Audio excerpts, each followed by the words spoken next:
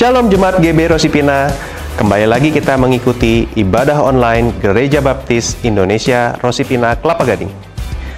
Minggu ini kita akan dilayani oleh Pendeta Charles Nehemia dengan tema Manusia Baru yang diambil dari ayat firman Tuhan Efesus 4 ayat 22 sampai dengan 24. Apa saja kegiatan gereja kita dalam sepekan ini?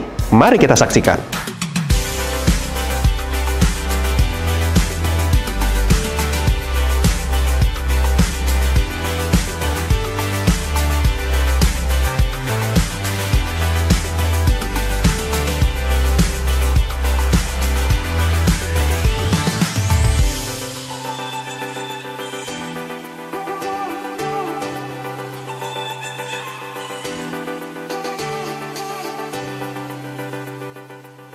Mari memberikan yang terbaik melalui persembahan dan persepuluhan yang dapat ditransfer ke rekening 6600117970 atas nama Bapak Thomas Cipta Mustika.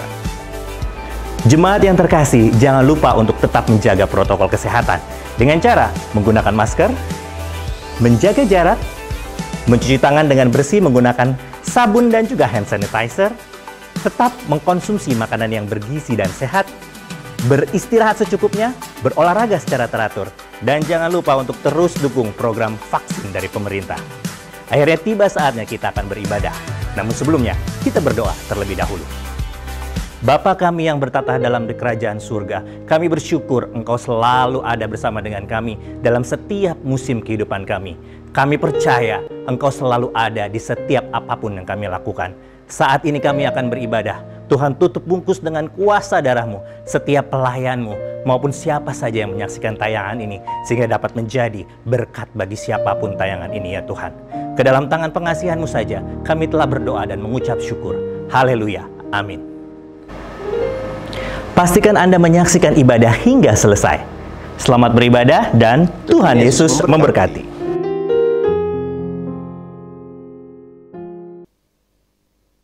Mari semua umat Tuhan naikkan pujian bagi Tuhan.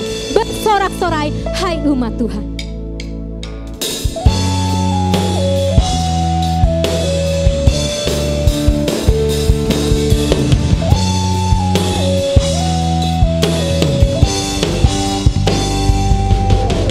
Bersorak-sorai, hai umat Tuhan. Kudus dan mulia.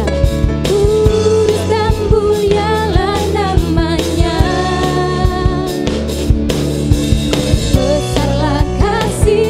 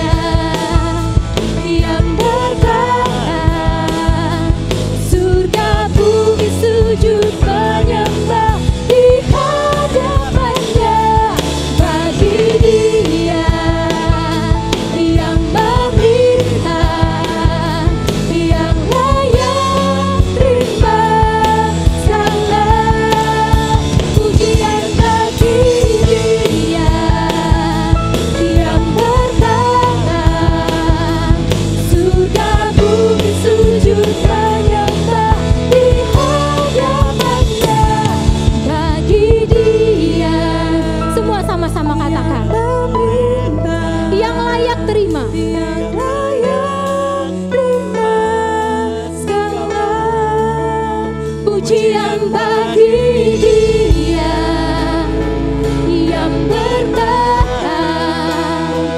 Surga bumi sujud menyembah di hadapan-Nya. Bagi Dia yang meminta, yang layak terima segala pujian bagi Dia yang bertahan. Surga bumi sujud menyembah di hadapan-Nya. Surga bumi sujud menyembah di hadapan-Nya. Sekali lagi katakan, surga bumi sujud menyembah di hadapan-Nya. Haleluya. Kita mau terus lagi menaikkan pujian kita bagi Tuhan, sebab Dialah Raja Maha Besar.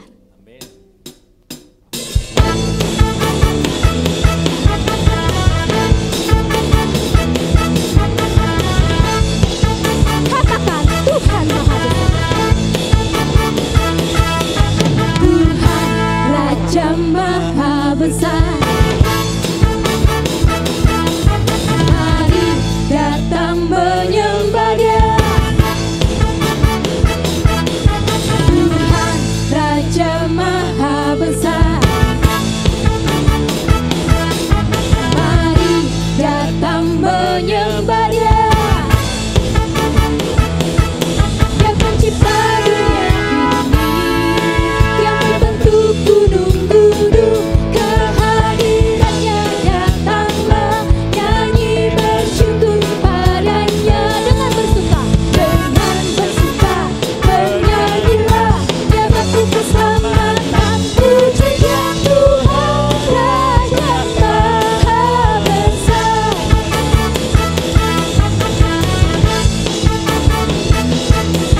Tuhan Raja Maha Besar. Mari datang menyembah Dia. Tuhan Raja Maha Besar. Mari datang menyembah Dia. Dia pencipta dunia ini, yang membentuk gunung-gunung. Kehadirannya datanglah, nyanyi bersyukur padanya. Dengan bersuka bernyanyilah. Dia batu keselamatan, pujian Tuhan Raja Maha Besar. Dengan bersuka bernyanyilah. Dia batu keselamatan, pujian Tuhan Raja Maha Besar. Sekali lagi, dengan bersuka bernyanyilah. Dia batu keselamatan, pujian Tuhan Raja Maha Besar. Tuhan Raja Maha Besar. Tuhan Raja Maha Besar.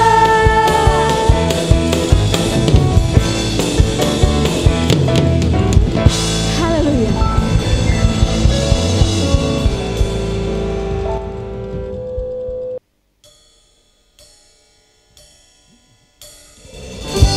Kami mau menaikkan pujian penyembahan kami bagi-Mu ya Tuhan.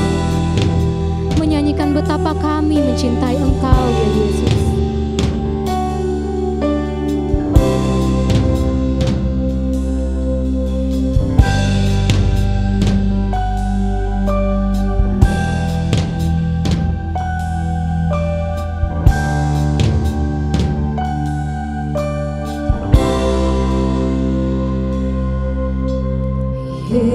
Yesus, ku cintakan, ku tinggikan, ku agungkan.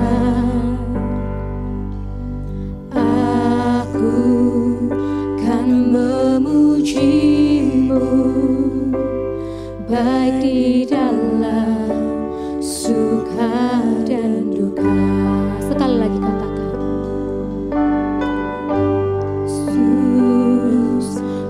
cintakan, ku tinggikan, ku agungkan. Aku kan memuji-Mu, baik di dalam suka dan duka.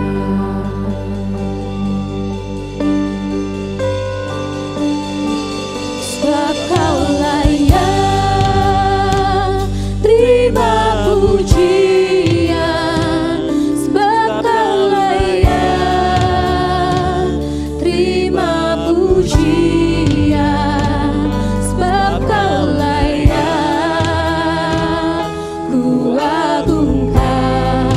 Yesus, Raja di atas segala raja.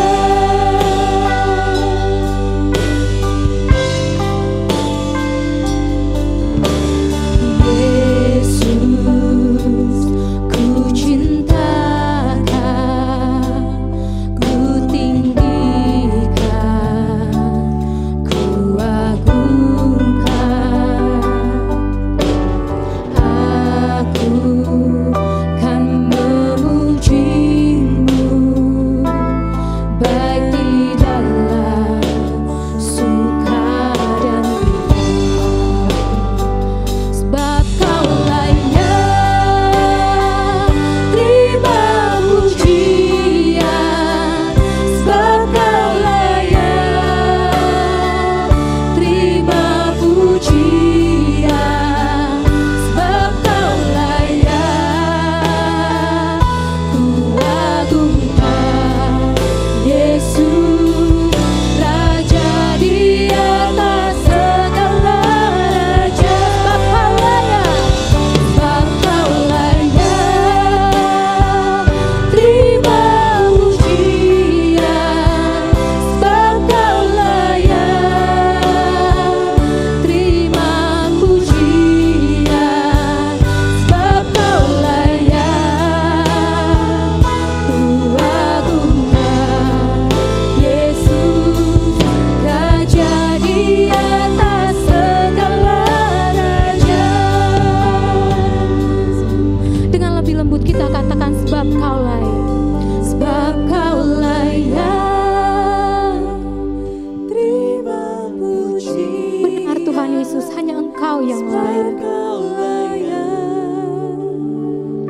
Terima pujian, sebab Kau-lah yang ku agungkan. Yesus, Raja di atas segala raja. Kau-lah yang, sebab Kau-lah yang terima pujian, sebab Kau-lah yang terima pujian, sebab Kau-lah yang ku agungkan.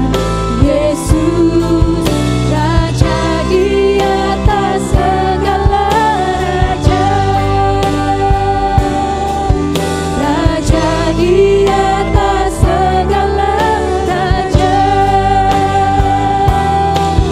Raja di atas segala raja. Mari kita sembah Dia. Haleluya. Mari naikkan pujian bagi Dia, sebab Dialah Raja di atas segala raja.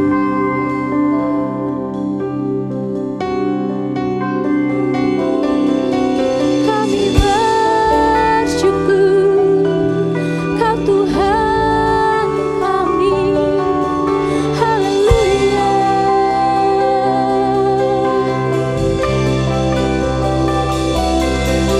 Tiada Allah seperti-Mu, tiada Tuhan seperti-Mu. Kau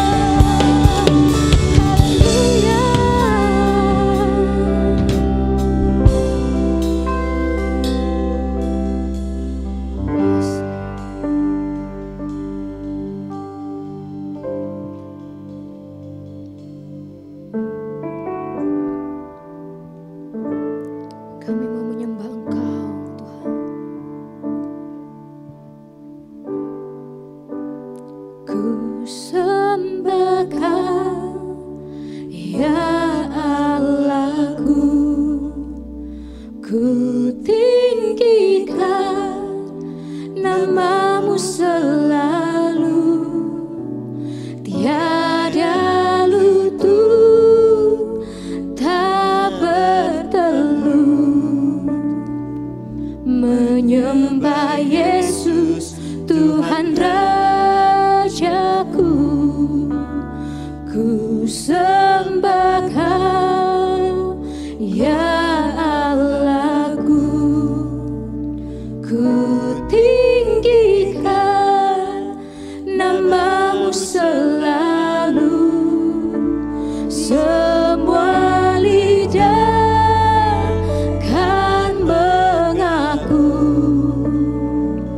Engkaulah Yesus Tuhan Rajaku.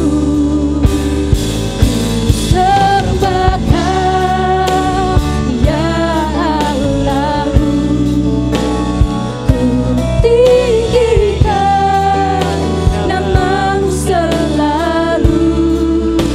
Tiada lutut tak bertelut menyembah Yesus Tuhan Rajaku. Ku sembah Kau ya Allahku, ku tinggikan nama-Mu selalu. Semua lidah kan mengaku Engkaulah Yesus, Engkaulah Yesus Tuhan Rajaku. Engkaulah Yesus Tuhan Rajaku. Engkaulah Yesus Tuhan Rajaku.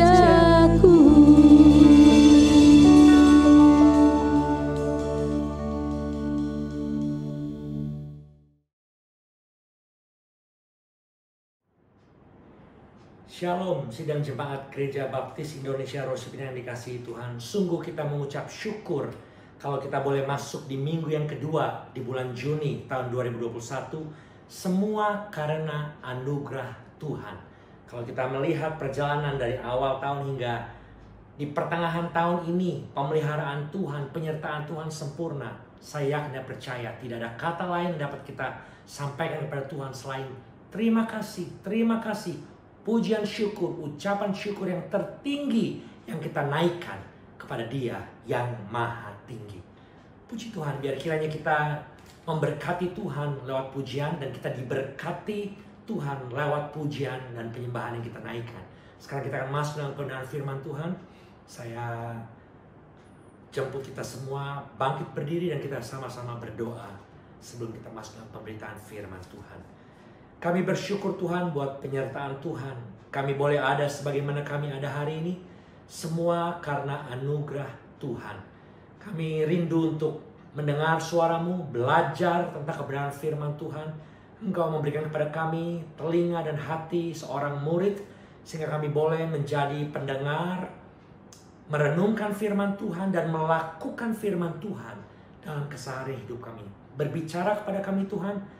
Urapi hamba-Mu, urapi semua kami yang mendengar, biar semuanya kami boleh dikuatkan, diteguhkan, dan ditegur, dan diarahkan terutama Bapa oleh kebenaran firman Tuhan hari ini.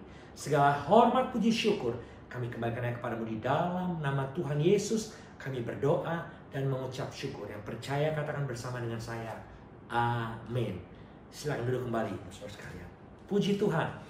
Saya beri judul khotbah saya hari ini adalah The Process of Spiritual Growth. Proses pertumbuhan rohani. Sebagai orang Kristen dan anak-anak Allah, kita mungkin pernah bertanya atau mendengar pertanyaan seperti ini. Setelah aku mati, aku nanti mau masuk ke surga atau ke neraka ya? Ini adalah proses yang pertama, pertanyaan pertama ketika seorang belum menerima Tuhan Yesus sebagai Juru Selamat.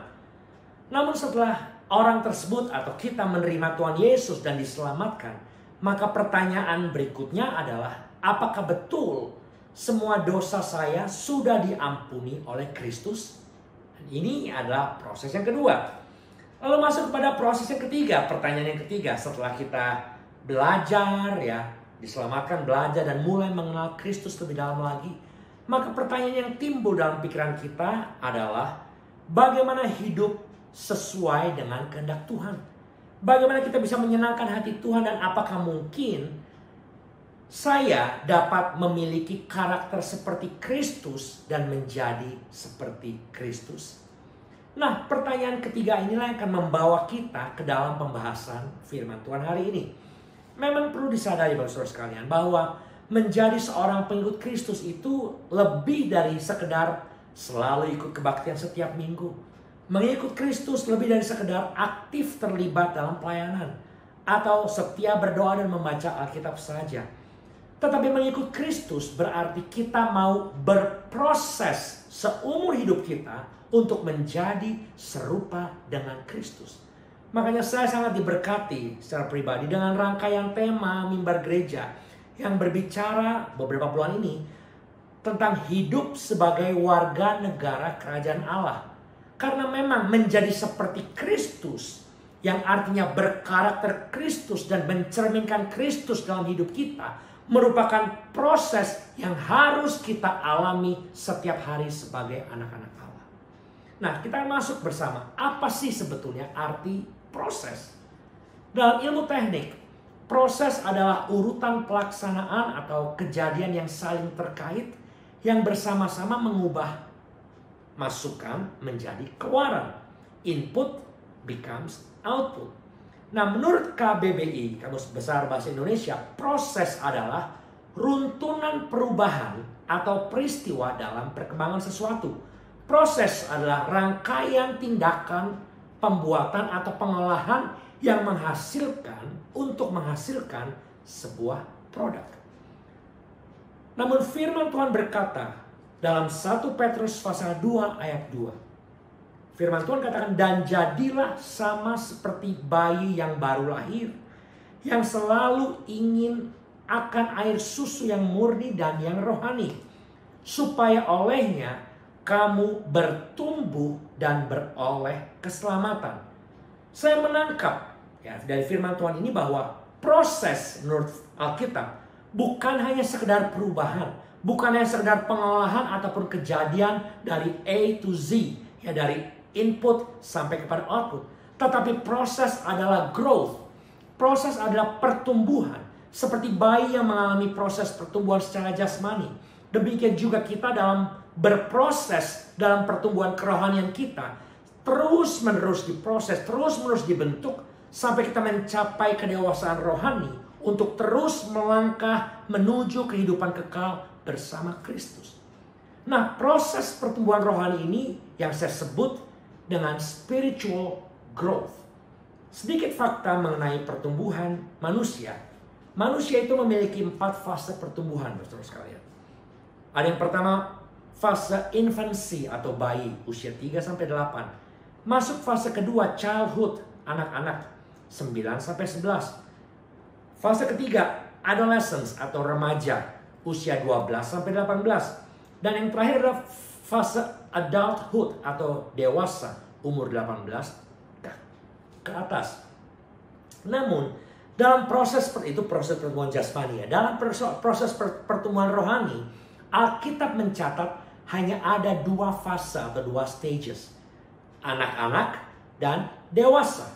Ibrani pasal 5 13-14 mencatat, sebab barang siapa masih memerlukan susu, ia tidak memahami ajaran tentang kebenaran. Dikatakan, sebab ia adalah anak kecil. Tetapi makanan keras adalah untuk orang-orang dewasa, yang karena mempunyai panca indera yang terlatih untuk membedakan yang baik daripada yang jahat. Ya, ada anak kecil, ada dewasa. Ada lagi ayat 1 Korintus pasal 3 ayat 1-2. Dan aku, saudara-saudara, pada waktu itu tidak dapat berbicara dengan kamu seperti dengan manusia rohani, perhatikan, tetapi hanya dengan manusia duniawi yang belum dewasa dalam Kristus. Nah, dalam perjalanan kerohanian dari anak-anak menuju kepada kedewasaan, inilah yang disebut sebagai sebuah proses. Sekali lagi, proses adalah pertumbuhan. Jadi proses pertumbuhan dari anak-anak menjadi dewasa. Pertanyaannya, bagaimana kita bisa menilai kedewasaan rohani seseorang? Mari kita lihat apa yang bukan menjadi patokan kedewasaan rohani seseorang. Kita harus tahu bahwa kedewasaan seseorang secara kerohanian tidak tergantung dari 5 faktor. Yang pertama, umur atau usia. Kedewasaan seseorang, kedewasaan rohani seseorang, ya, tidak tergantung dari berapa lama saudara sudah menjadi orang Kristen, berapa lama sudah dibaptis, dan sebagainya. Saudara bisa saja menjadi orang Kristen lebih dari 50 tahun, tetapi masih belum dewasa. Kenapa? Karena saudara refuse to grow up, menolak untuk bertumbuh, tidak mau bertumbuh. Jadi usia dan berapa lama kita menjadi orang Kristen atau anak Tuhan bukan menentukan kedewasaan rohani seseorang. Yang kedua, kedewasaan rohani tidak tergantung dari penampilan. Banyak orang yang terlihat dewasa secara rohani, memakai jubah kebesaran rohani, jenggotnya panjang, kepalanya dicukur, atribut salib dari atas kepala sampai bawah, tato salib dari kepala sampai kaki, berjalan menunduk, tangan selalu berdoa, kepala selalu mendongak ke atas, atau setiap kali bilang haleluya, puji Tuhan. Setiap kali kalau kaget, darah Yesus. Oh, banyak orang yang look real spiritual dengan atribut dan penampilan Kristen, tetapi tidak rohani sama sekali. Penampilan bukan menjadi tanda bahwa seseorang dewasa rohaninya. Yang ketiga, kedewasaan rohani tidak tergantung dari prestasi dan pendidikan, grades or academics. Bukan karena saudara sarjana teologi, master teologi, dokter, profesor dokter, atau lulus dengan cum laude dari sekolah tinggi yang terhebat, Harvard kah, Gordon Conwell kah, Harvard kah, Calvary Baptist kah, Bethel Seminary kah, Fuller Bible College kah, tidak menjamin kedewasaan rohani seseorang. Lanjut lagi, yang keempat, kedewasaan rohani juga tidak bergantung dari pencapaian kita dan apa kata orang tentang kita. Bahasa Inggrisnya achievement or acknowledgement. Kedewasaan rohani kita nggak bergantung dari berapa hebat saudara melayani, KKR besar, stadium kelas, kesembuhan, teknik-teknik khotbah, teknik-teknik doa, minyak urapan, dan sebagainya. Ini semua tidak menjamin seseorang dewasa kerohaniannya.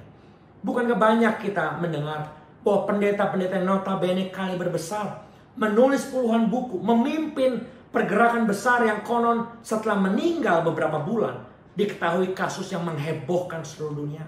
Song leader, musician yang besar yang punya nama, album yang mendunia, konser yang sold out, justru tersandung dengan masalah-masalah basic seperti hal-hal menjaga kekudusan, apa arti pernikahan, dan sebagainya.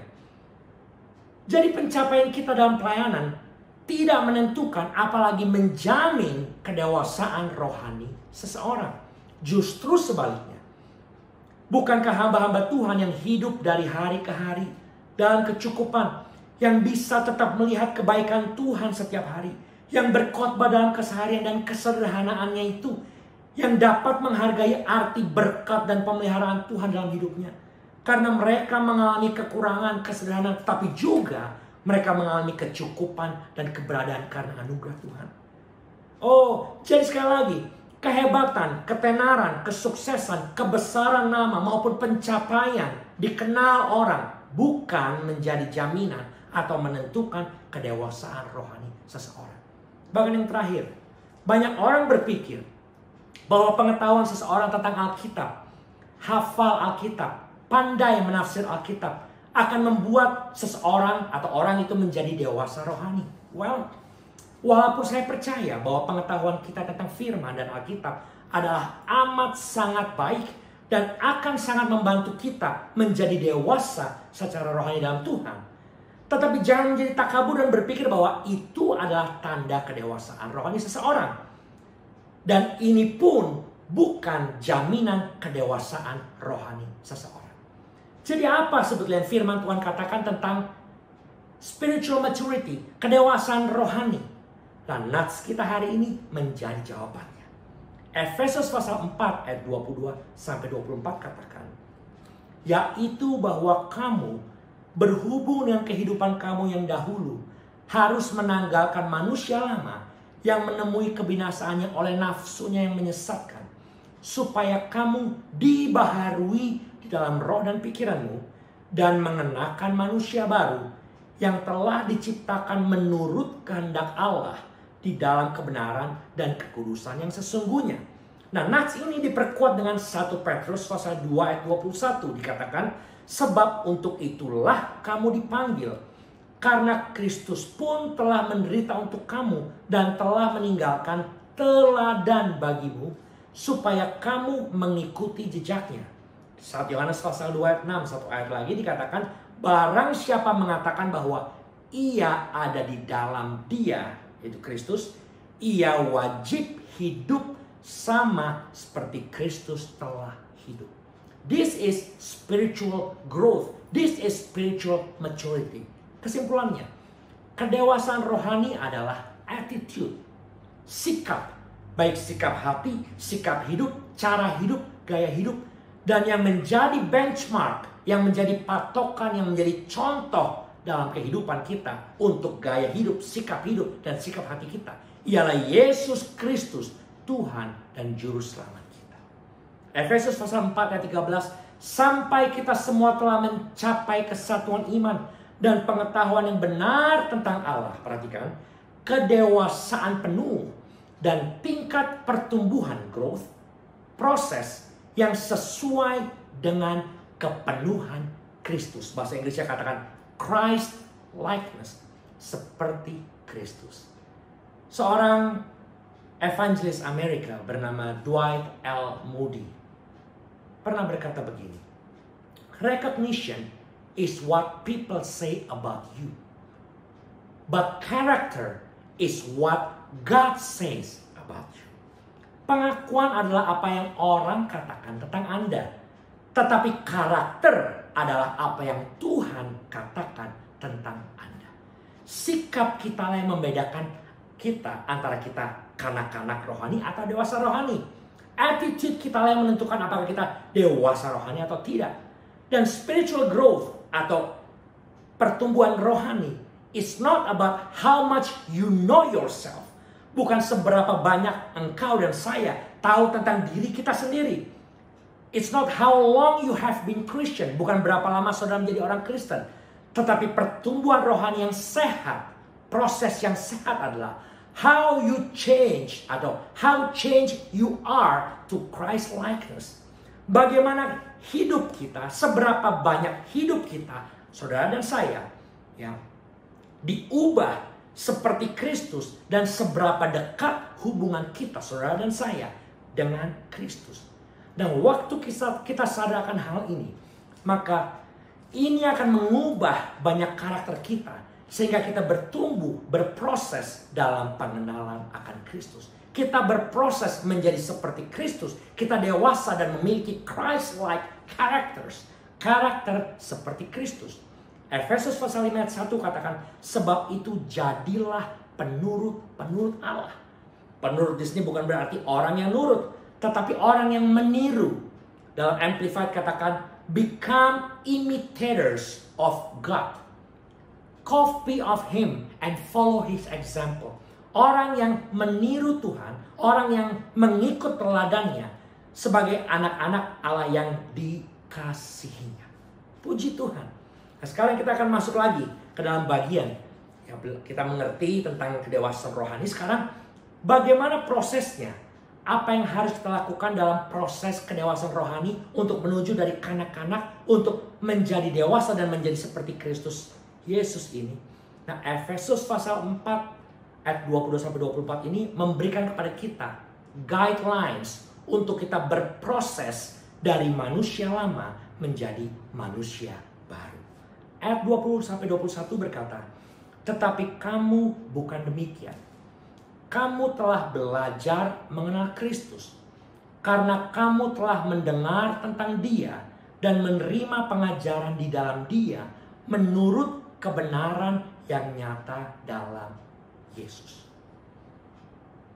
Semua harus berawal dari Dia, Kristus Yesus. Saudara pernah berkata begini, bahasa Inggris ya, if you are going to imitate God, you have to know who He is and what He is like. Jika Anda ingin meniru Tuhan, Anda harus tahu siapa Dia yang saudara tiru dan seperti apa Dia yang saudara tiru. Dan di ayat 20 dan 21 ini dengan jelas disampaikan, belajarlah mengenal Kristus, mendengar tentang Kristus lewat suara Tuhan dalam hati kita, lewat firman Tuhan dan saat teduh kita setiap hari. Menerima pengajarannya, semua firman Tuhan kita terima, lakukan dan jangan setengah-setengah. Yang terakhir ayat 21 dikatakan menurut kebenaran firman Tuhan. Dengan kata lain, jangan dibantah.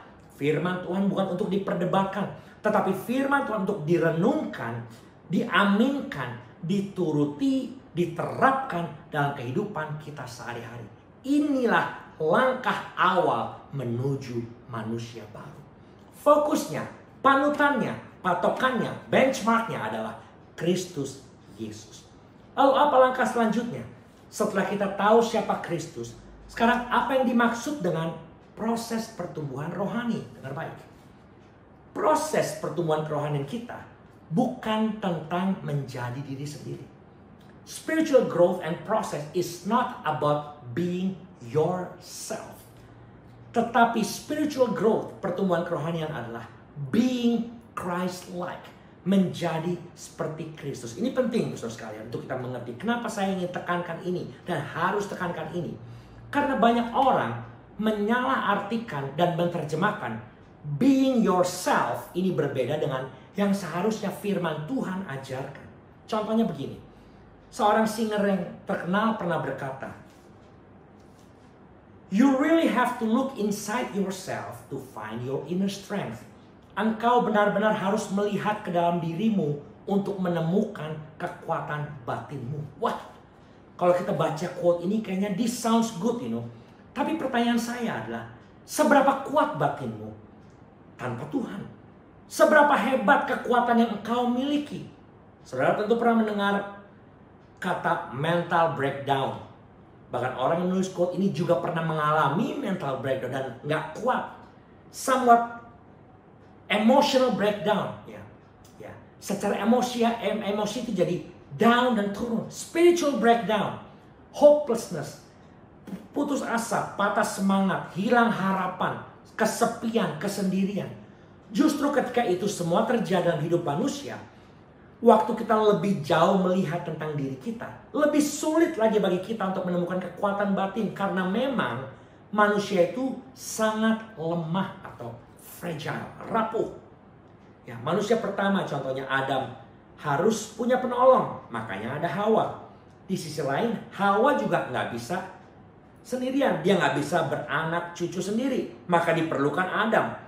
Jadi kalau pepatah ini berkata atau quote-nya berkata, yuk kita harus melihat ke dalam diri kita untuk mencari kekuatan inner strength. Itu nggak cukup kecuali ditambahkan dengan kalimat in Christ atau dalam Kristus. Yang benar adalah find your inner strength in Christ. Temukan kekuatan batinmu di dalam Kristus.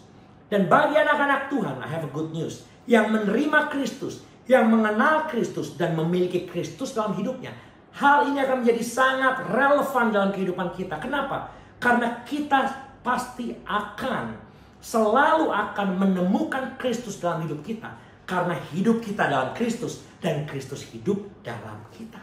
Haleluya. Galatia pasal 2:20 katakan, namun aku hidup, tetapi bukan lagi aku sendiri yang hidup, melainkan Kristus yang hidup dalam aku. Dan hidupku yang kuhidupi sekarang ini di dalam daging adalah hidup oleh iman dalam anak Allah yang telah mengasihi aku dan menyerahkan dirinya untuk aku.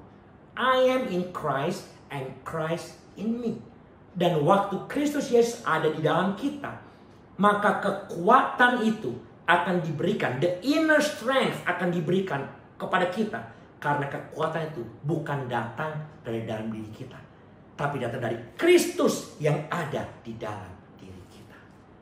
Jadi Kalau kita mencoba mencari kekuatan di dalam diri kita sendiri, it's impossible. Sangat tidak mungkin karena kita terbatas. Tapi kekuatan Kristus di dalam diri kita yang memberikan kepada kita kekuatan, that is possible. Ada quote lagi yang kedua, sehubungan dengan be yourself ini. Sekarang nih, contoh kedua ini seorang talk show host. Dan juga ada seorang aktris yang sangat terkenal. Yang berkata begini, kecantikan bagi saya adalah tentang menjadi nyaman di dalam diri kita sendiri. Ya, to be comfortable in your own skin, my own skin. Ini tentang bagaimana tahu dan menerima diri kita sebagaimana adanya. This quote sounds good juga, Bapak Ibu sekalian. Bahkan ada satu quote yang kita semua tahu. Be yourself. Jadilah dirimu sendiri. Wah, kalau kita dengar semua kata-kata ini ya, bagus ya, motivational, memberikan harapan dan booster dalam kehidupan kita. Tapi pertanyaannya, menurut siapa? Dan atas dasar apa? Kalau kita salah mengerti dan salah mengartikan kata-kata di atas tadi, quote-quote di atas tadi, maka kita akan menjadi seperti apa yang terjadi pada manusia akhir zaman ini. Orang bisa menjadi dirinya dan berkata, I want to be myself. I want to be comfortable with myself. Aku mau jadi diriku sendiri. Aku mau nyaman dengan diriku sendiri, dengan apa yang ada di dalam diriku ini. Dan apa yang terjadi? Minggu depan ia sadar bahwa diriku ternyata bukan diriku lagi.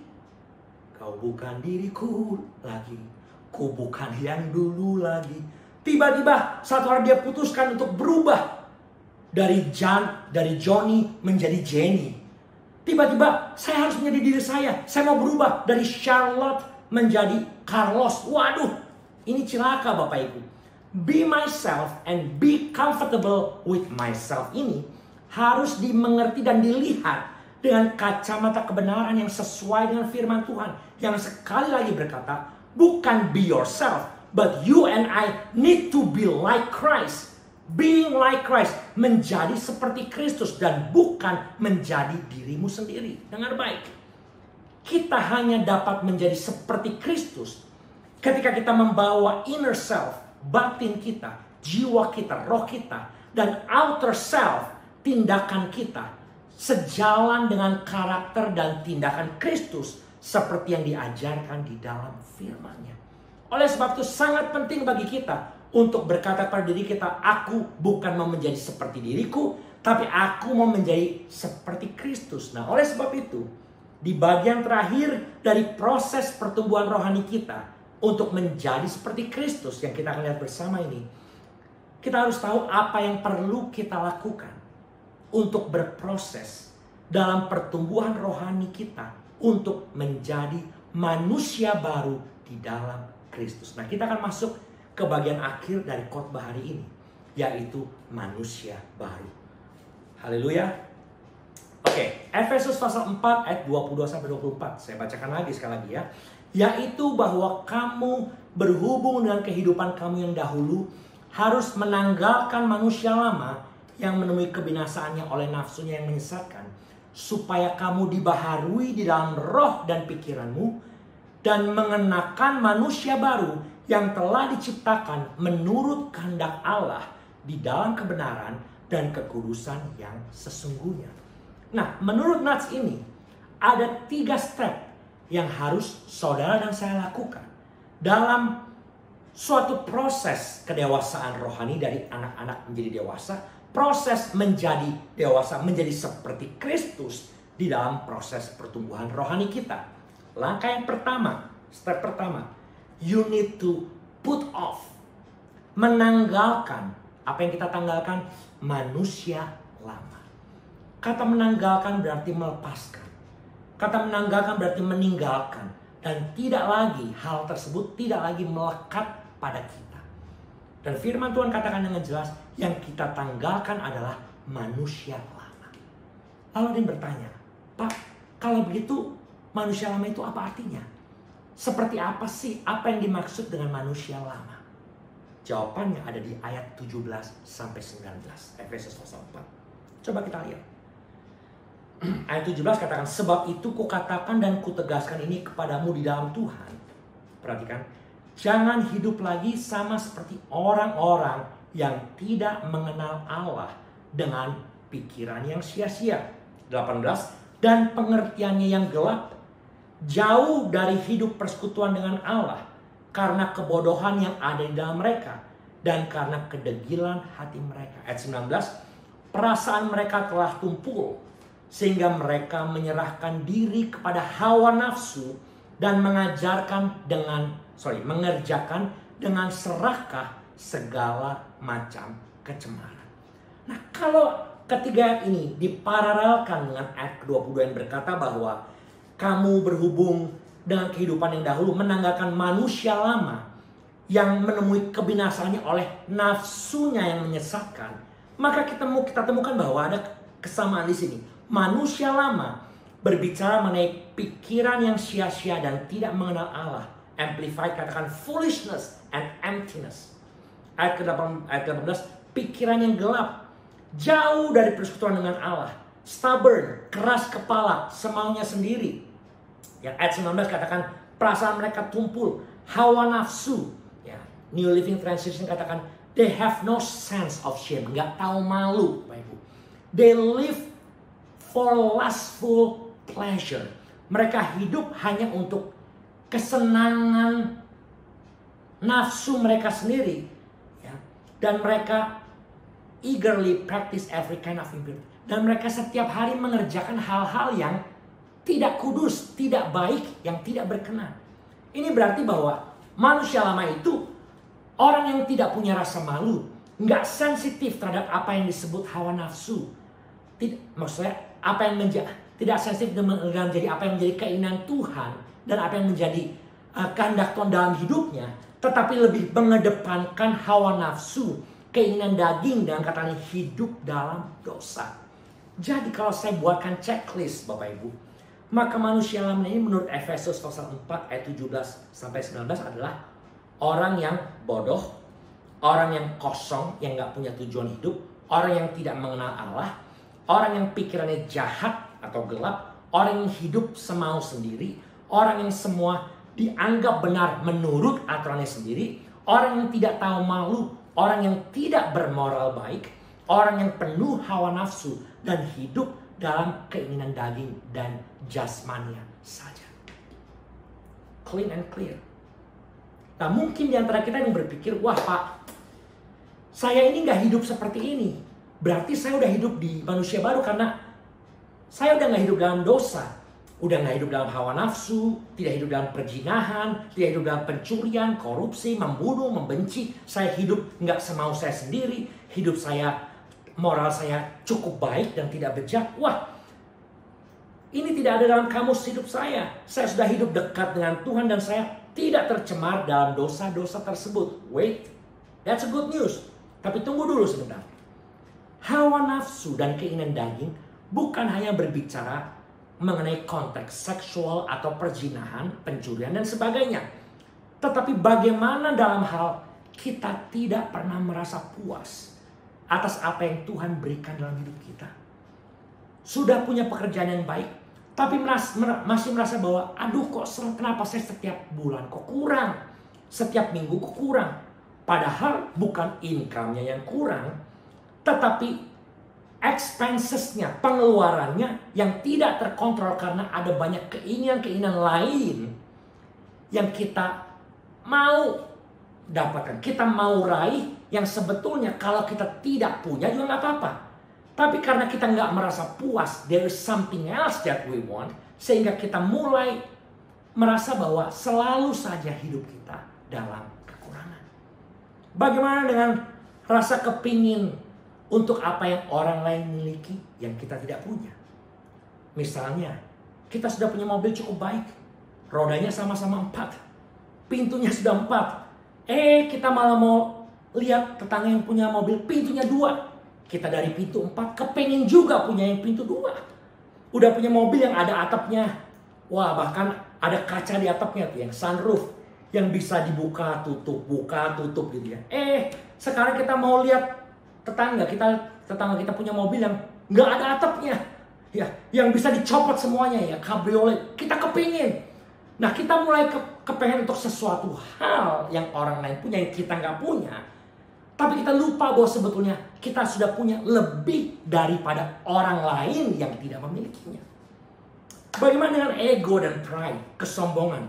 Kita merasa lebih superior, lebih hebat, lebih pintar, lebih kaya, lebih sukses, lebih pengalaman dari orang. Sehingga kita mulai memandang rendah orang lain. Kita nggak memandang bahwa kita juga sebetulnya punya kekurangan.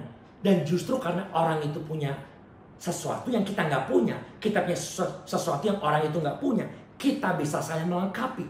Bukannya sama-sama menghargai, tapi kita mulai melihat bahwa diri kita sedikit lebih tinggi dari orang lain. That's called ego and pride, kesombongan. Bagaimana dengan manajemen keuangan kita? Begitu dapat gaji, mana dulu nih yang harus kita sisihkan? Untuk lifestyle dulu kah? Untuk teknologi dulu kah? Untuk makan dulu kah? Atau untuk Tuhan dulu? Apakah persepuluhan kita kembalikan dengan rajin kepada Tuhan? Apakah persembahan mingguan kita dulu yang kita sisihkan, yang kita bawa ke rumah Tuhan, atau kita transfer zaman sekarang ini ya? Nah, ini berbicara tentang prioritas, yaitu tahu membedakan mana yang utama dan mana yang terutama. Ini berbicara tentang benar menurut firman Tuhan versus benar menurut pemikiran kita sendiri. Ini berbicara mengenai ketaatan terhadap firman Tuhan versus keinginan kita untuk memuaskan diri kita sendiri ketimbang untuk menyenangkan hati Tuhan hari ini. Kalau kita masih berada dalam situasi atau keadaan seperti ini, berarti masih ada manusia lama yang melekat dalam diri kita. Dan kita diingatkan oleh firman Tuhan. Belajar untuk hidup bukan untuk diri kita sendiri saja. Sesuai dengan keinginan kita sendiri. Sesuai dengan apa yang menjadi nafsu, ego, keinginan kita sendiri. Dan hari ini, put it off. Mulai, tanggalkan manusia lama. Kebiasaan, aturan, hawa nafsu sendiri yang sesat dan melenceng dari apa yang Tuhan inginkan. Dan mulai kita lakukan apa yang Tuhan ingin lakukan dalam hidup kita dan lewat hidup kita. Jadi langkah yang pertama adalah tanggalkan manusia lama. Jangan hidup dalam manusia lama lagi. Langkah kedua sekarang masuk ayat yang ke-23, Efesus pasal 4. Supaya kamu dibaharui di dalam roh dan pikiranmu. Amplified Bible katakan, and be continually renewed. Ya. Terus menerus diperbaharui in the spirit of your mind and your thought. Di dalam pikiran, ya, pemikiranmu, having a fresh spiritual attitude, dan dalam pikiranmu dan dalam sikap kerohanian hidup kita. Artinya begini, 4 ayat 23 ini, senantiasa diperbaharui dalam pikiran dan sikap kita. Dan langkah yang kedua ini berbicara tentang put in. Kalau yang pertama tadi put off, menanggalkan. Yang ini put in, memasukkan. Apa yang kita masukkan? Konsep manusia baru yang firman Tuhan katakan ke dalam roh dan pikiran kita. Yang nantinya akan terwujud dalam attitude dan tindakan kita. Manusia baru ini berbicara tentang pembaruan atau renewed. Konsep bahwa hidup kita bukan lagi be ourselves, be myself, menjadi seperti diri saya, tetapi be like Christ, menjadi seperti Kristus yang kita udah bahas sebelumnya ini. Dikatakan Mazmur 1 ayat 2, yang kesukaannya ialah Taurat Tuhan, perhatikan, dan yang merenungkan Taurat itu siang dan malam. Artinya apa? Yang kita masukkan dalam pikiran kita dan hati kita adalah Taurat Tuhan. Apa yang manusia renungkan, apa yang manusia pikirkan, itulah yang akan membentuk hidupnya. Kalau firman Tuhan yang isinya adalah tentu teguran, arahan, tuntunan, peringatan, janji Tuhan itu menjadi the law of the Lord, hukum Taurat Allah yang kita renungkan dan taruh dalam hati dan pikiran kita selalu, senantiasa. Maka saya percaya standar hidup kita, pemikiran hidup kita adalah kebenaran firman Tuhan tersebut. Dan bukan lagi manusia lama, tetapi konsep ilahi, konsep manusia baru yang Tuhan tanamkan lewat firman Tuhan masuk dalam pikiran dan hati kita. Bukankah Roma 12 ayat 2 berkata, janganlah kamu menjadi serupa dengan dunia ini. Tetapi apa? Berubahlah. Oh, haleluya. Be renewed oleh pembaharuan budimu. Pikiran yang diubahkan oleh Kristus. Bahasa Inggrisnya katakan continually renewed. Ini paralel Bapak Ibu sekalian. Ya, senantiasa diperbaharui.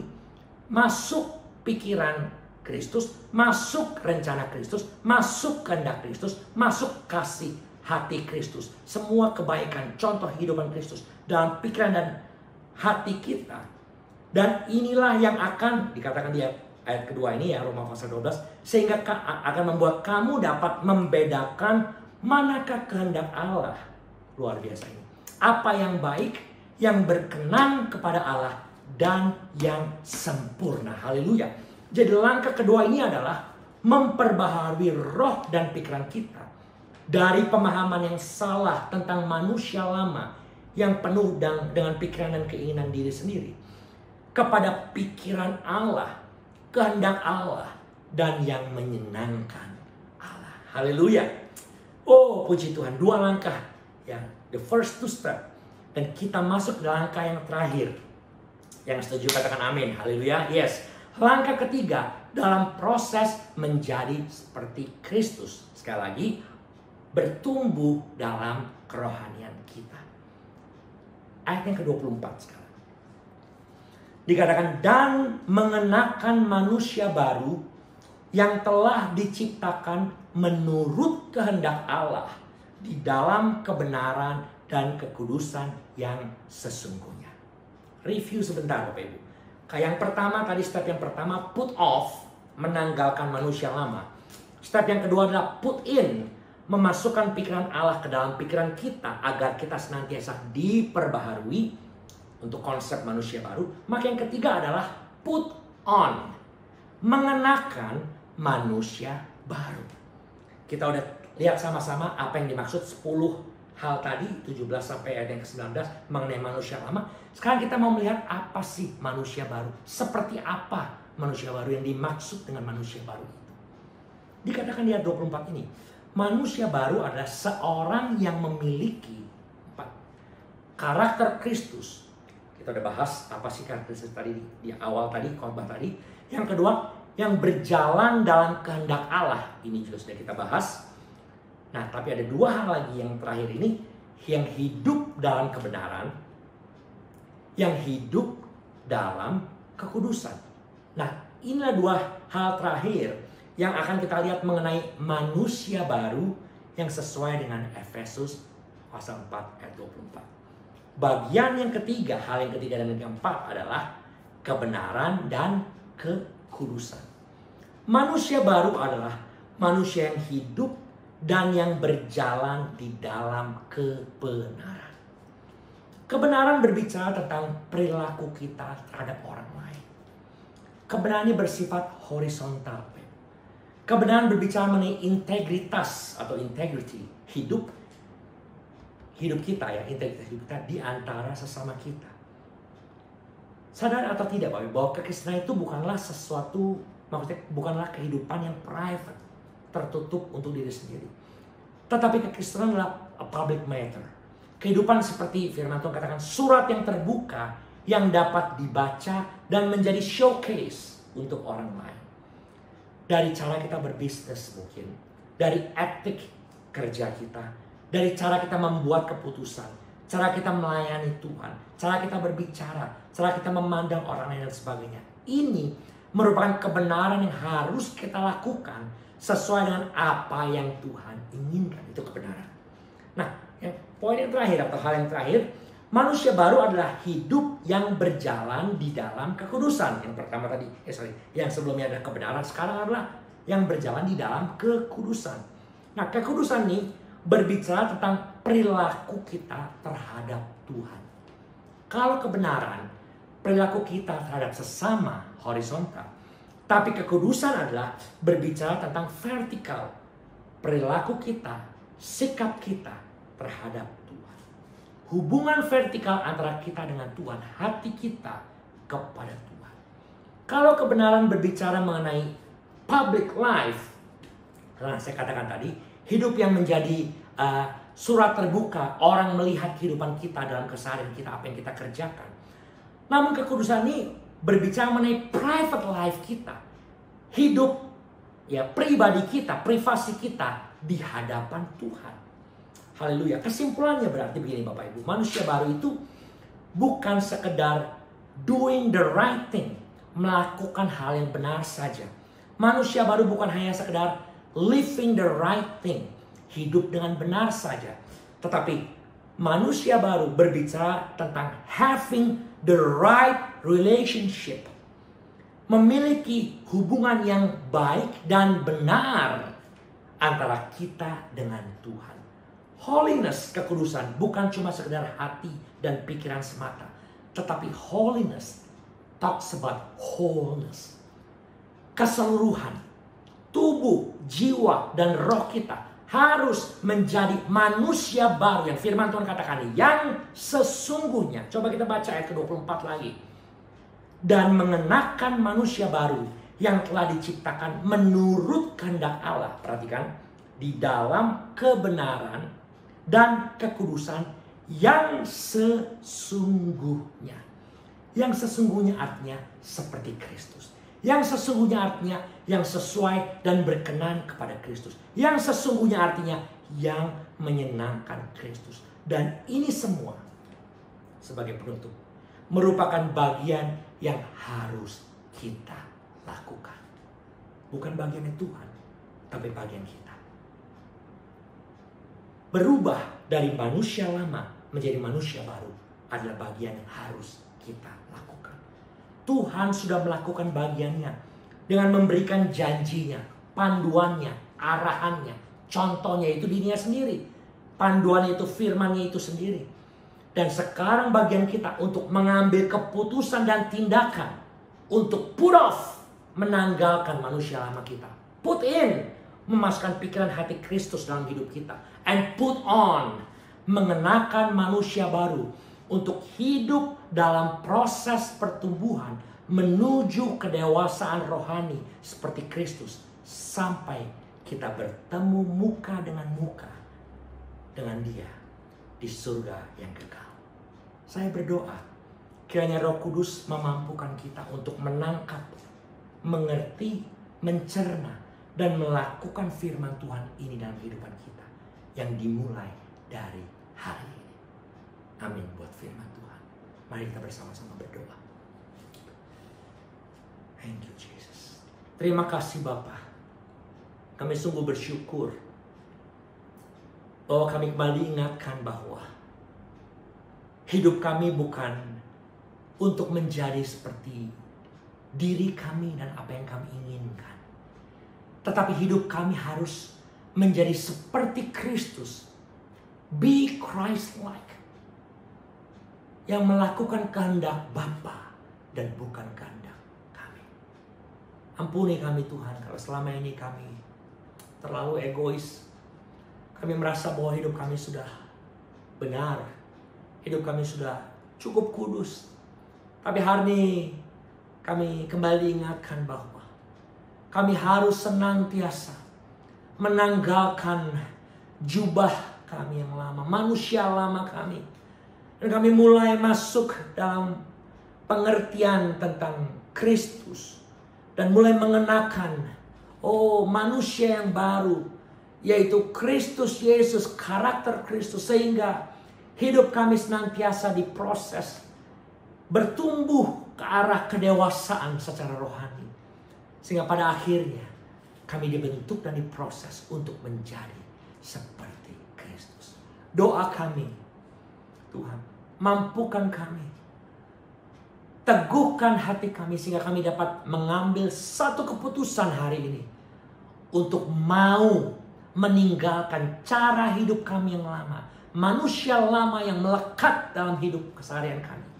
Dan kami mau mengenakan manusia baru. Dan hidup sesuai dengan kehendak dan rencana Tuhan. Terima kasih Bapa. Hamba-Mu selesai berbicara. Tapi meteraikan firman-Mu dalam hati setiap kami. Biarlah hidup kami mulai hari ini dan setiap hari terus ke depan menjadi manusia yang baru yang menjadi berkat bagi banyak orang. Oh, benar, memiliki integriti di hadapan sesama kami secara horizontal, tapi juga kami hidup kudus dan benar di hadapan Tuhan, sehingga kami didapati berkenan dan senantiasa menyenangkan hati Tuhan. Terima kasih Bapa, meteraikan firman dalam hidup kami dan mampukan kami Tuhan untuk melakukannya dan mengaplikasikannya dalam keseharian kami. Terima kasih Bapa, segala hormat, puji, syukur kami naikkan kepadamu. Di dalam nama Tuhan Yesus, kami berdoa mengucap syukur dan menerima firman Tuhan ini. Yang percaya dan menerima mengaminkan firman Tuhan ini, katakan bersama dengan saya, amin. Tuhan Yesus memberkati saudara dan saya. Haleluya. Amin.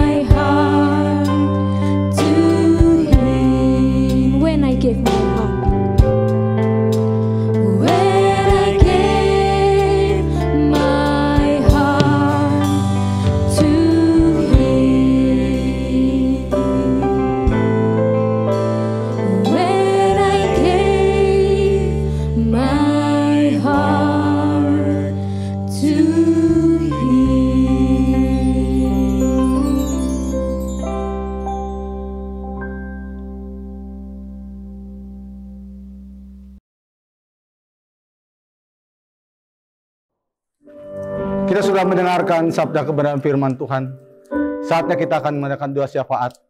Mari Bapak Ibu Saudara sekalian yang di rumah, satukan hati kita, naikkan doa syafaat bersama-sama. Tapi sebelumnya kita menaikkan sebuah lagu pujian. Semua baik dengan satu keyakinan bahwa segala sesuatu baik adanya.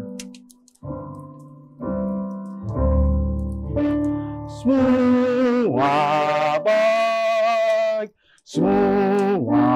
baik, apa yang telah kau perbuat di dalam hidupku.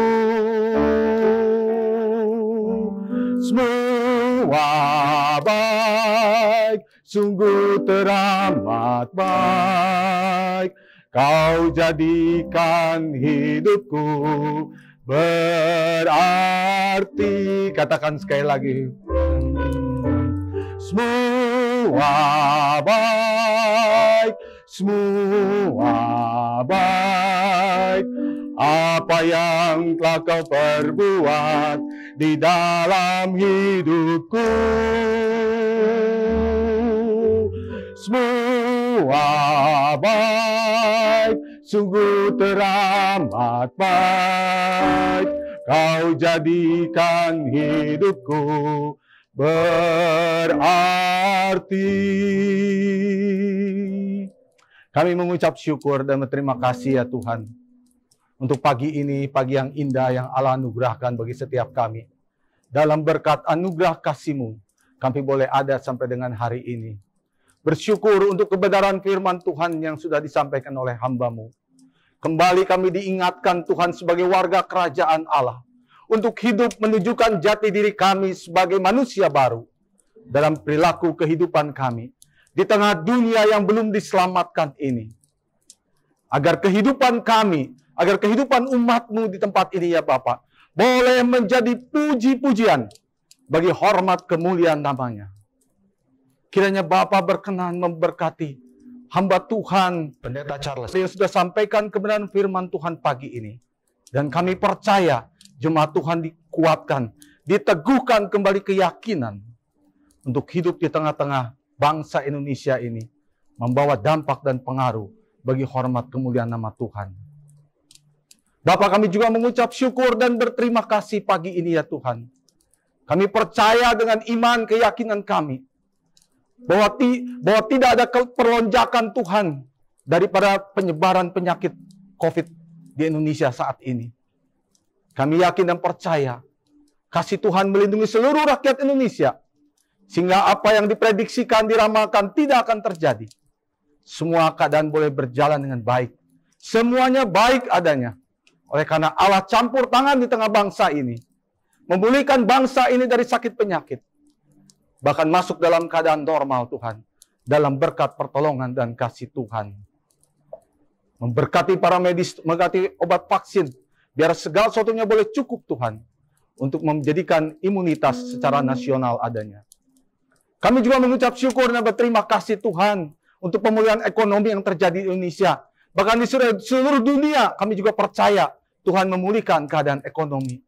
Dan kami juga berdoa untuk Presiden Jokowi, Wakil Presiden Maruf Amin, dan seluruh jajaran pemerintahan, agar senantiasa dalam perlindungan dan berkat Tuhan.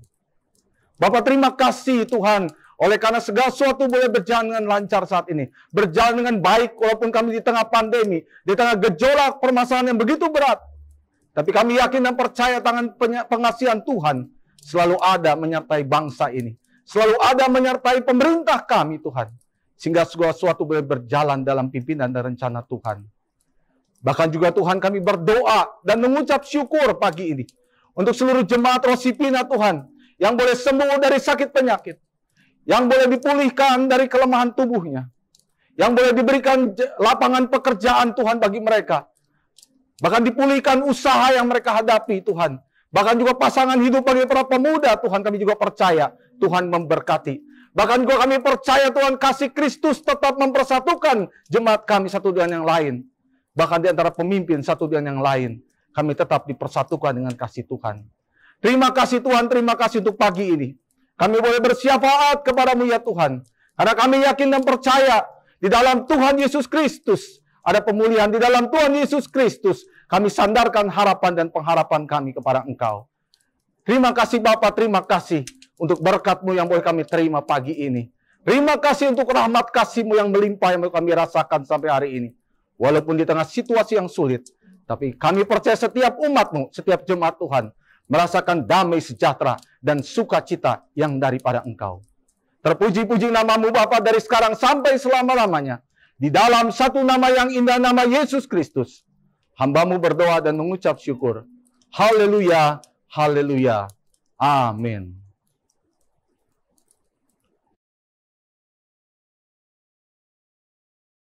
Sidang jemaat yang dikasihi Tuhan, mari saya jemput kita untuk bangkit berdiri bersama-sama dimanapun Bapak Saudara berada.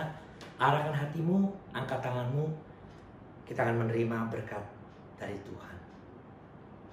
Sidang jemaat yang dikasihi Tuhan, sekarang terimalah berkat yang sempurna dari Allah Bapa, cinta kasih dari Tuhan Yesus Kristus, dan di dalam persekutuan dengan Roh Kudus, boleh menjadi bagian dari kehidupan saudara dan saya mulai hari ini sampai selama-lamanya. Jadilah manusia yang baru, yang hidup berkenan, menyenangkan hati Tuhan, dan sesuai dengan kehendak Tuhan. Yang percaya dan menerima berkat Tuhan, katakan bersama dengan saya. Amin. Amin. Tuhan Yesus memberkati kita semua. Amin.